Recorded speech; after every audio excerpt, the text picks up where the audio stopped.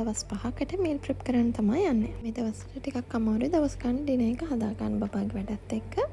ඉතින් ඒ නිසා ඔන්න මම දවස් 5කට කැමලැස්ටි කරලා තියන්න තමයි හදන්නේ. ඔන්න මුලින්ම හදුවා ෂෙපර්ඩ්ස් පයි එක. සාමාන්‍යයෙන් මේක හදන්නේ බීෆ් වලින්. මම බීෆ් කන්නේ නැති හින්දා චිකන් වලින් හදාගත්තා. මේක හදන දවස් ටිකක් මහන්සි වුණත් එකපාර දවස් 5කට විතර මෙහෙම කැම හදලා තියාගත්තාම ඊතර දවස් ටික හරි ලේසි. හදන්නේ මොනවද කියලා කලින් ප්ලෑන් කරලා ඒ අවශ්‍ය දේවල් ටික විතරක් ගත්තාම කැම නාස්ති වෙන්නේ නැහැ.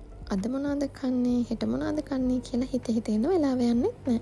ගොඩක් මීල් ප්‍රෙප් කරන අය ලේසියට දවස් කිහිපයකට එකම කැම හදා ගන්නවා. ඉතින් එහෙම එකම කැම කන්න පුළුවන් නම් කිසි ප්‍රශ්නයක් නැහැ. එහෙම කන ලොකු කැමැත්තක් නැති හින්දා කමාරුණත් කැම ಜಾති කිහිපයක් වෙන වෙනම හදාගත්තා.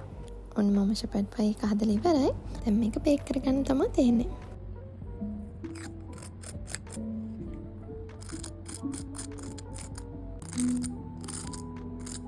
නේද සද්දේ?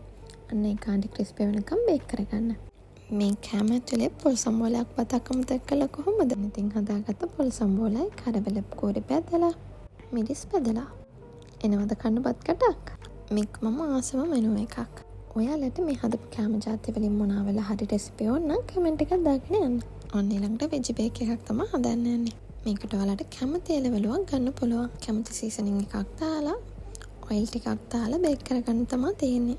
මේක කන වෙලාවට මේ බේක් කරගත්ත ටොමැටෝ ගාලික් ටිකත් එක්ක යෝගට් දාලා බ්ලෙන්ඩ් කරලා පේස්ට් එකක් හදා ගන්නවා.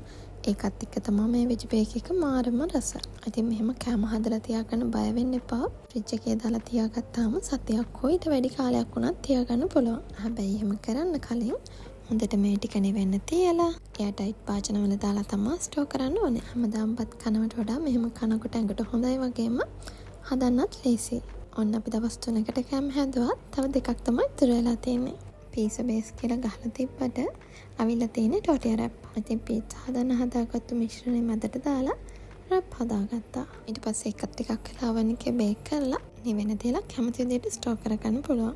ඔන්න අන්තිම එක විදිහට හදාගත්තේ බීන් ඩිෂ් එක. මේක ඔයාලට දැක්කම ලොකට ආස හිතෙන්නේ නැති වෙයි. හැබැයි මේකත් හරිම රසයි. මේක මට හදනකොට වීඩියෝ කරන්න අමතක වෙලා ඒ නිසා හදලා නිවිලා ඉවර වෙලා ෆ්‍රිජ් එකට දාන්න ඕන මෙන්න තියලා තමයි මේ වීඩියෝ එක ගත්තේ. මේකේ බීන්ස්, කැරට්, සෙලරි, එග් ප්ලාන්ට් වගේ දේවල් තමයි මේකේ තියෙන්නේ.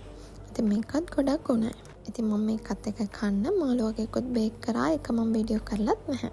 ඊට පස්සේ ඔන්න ස්නැක් එකක් වගේ කන්න කට්ලට් ටිකකුත් හැදුවා. ඒක මම බැද්දේ නැහැ. අවන් එකේ බේක් කරලා තමයි ගත්තේ. කලින් හදපු වෙජ් බේක් එකත් එක්ක කන්න ට්‍රැප්ලා ටිකකුත් බේක් කරා. ගාලික් බටර් වලින් සීසනින් කරලා තමයි ට්‍රැප් ටික බේක් කරේ. ඒකත් හරිම රසයි.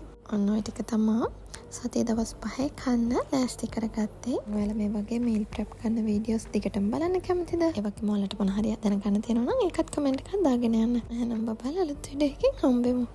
බයි.